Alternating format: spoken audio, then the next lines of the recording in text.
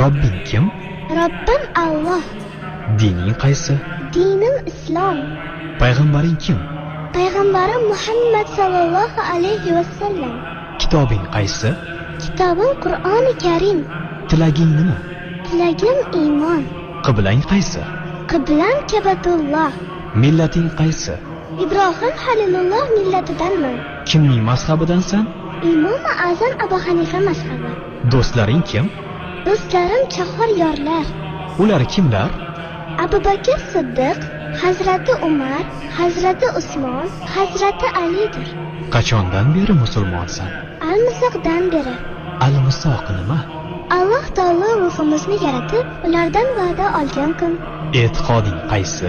Ahli sunna va jamoa e'tiqodi. Kimni yaxshi ko'rasan? Alloh taoloni. Undan keyinchi? Payg'ambarimiz Muhammad alayhissalomni.